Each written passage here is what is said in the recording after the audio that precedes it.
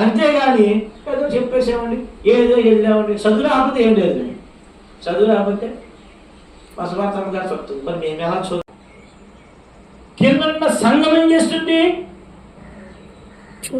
చూస్తుంది. ఏం చేస్తుంది? బైబిల్ చూస్తుందా, లేకపోతే మైగా చెప్పేస్తే పౌరు గారు దాంట్లో చెప్పాడు బాబు అటు ఊరికాలు కూడదా ఉందా? అందుకే నేను మీకు ఏం చెప్తానంటే, వాక్యం మీద ఆధారపడండి, వాక్యాన్ని ధ్యానించండి.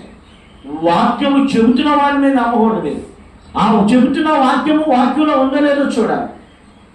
నేను చెబుతున్న మాట ఎక్కడుంది, వాక్యంలో ఉందో లేదో చూసి అప్పుడు నమ్మాలి. బెరయ సంఘం అలాగే నమ్మింది కాబట్టి వాళ్ళు చక్కగా వాక్యం ఆశీర్వదించబడ్డారు. ఈ రోజున విశ్వాసులు మోసపోవడానికి కారణం ఏంటి? ఎక్కడ చూసినా ఏమండి మోసపోతే చాలా మంది విశ్వాసులు మోసపోతూ ఉంటారు. ముఖ్యంగా చెప్పకూడదు కానీ బయట సహవాసంలో పెంతుకోస్తూ ఇలాంటివి ఉంటాయి. ఆ సంఘాలు ఎక్కువ మంది విశ్వాసులు ఏం చేస్తుంటారు? మోసపోతూ ఉంటారు. ఎందుకు? వాక్యం చదవరు. కాబట్టి మీకు నేనేం చెప్తున్నానంటే, వాక్యము మీరు ధ్యానిస్తే మిమ్మల్ని ఎవడో ఏం చేయడు, మోసం చేయడు. వాక్యం ఉందా లేదా అన్నది గమనించాలి.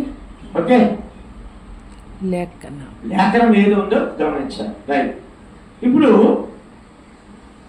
2 మాటలు మనం చదివాం. 2 మాటలు. ఒకటే మాట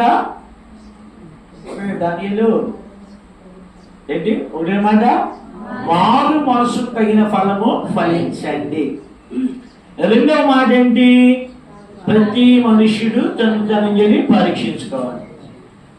కాబట్టి మనం మారు మనసుకు తగిన ఫలం ఫలిస్తున్నామా లేదా అని ప్రతి క్షణము, ప్రతి దినము, ప్రతి నిమిషము కూడా మనం ఏం చేయాలి? పరీక్షించుకోవాలి. మన దగ్గరే కాదు, మన గృహాల్లో ఉన్నప్పుడు, వ్యక్తిగతంగా, కుటుంబముగా, సంఘముగా మనం చేరు వచ్చినప్పుడు ఏం చేయాలి? మన గురి దేవుని యొక్క రాకడ. మన గురి ఆ దినమున ఒక దినం వస్తుంది. ఆ దినమున మహిమా ప్రభావం గల దేవుణ్ణి మనం ఎదుర్కోవాలి. ఆ మహిమా ప్రభావం గల దేవుని ఎదుర్కోవాలి అని అంటే ఏదో పిరుకోడయి. ఇప్పుడు ఆదాము ఉన్నాడు. ఆదాముని దేవుడు దర్శించడానికి వచ్చినప్పుడు దేవుడే పారిపోమన్నాడు. పారిపోయారా? ఆదాముని పారిపోమన్నాడు దేవుడు. నేను వస్తాను, మీరు రెడీగా ఉండరా అన్నారా? సామాన్యంగా వచ్చాడు దేవుడు, ప్రతిరోజు వచ్చాడు. కానీ ఆదాము జీవితంలో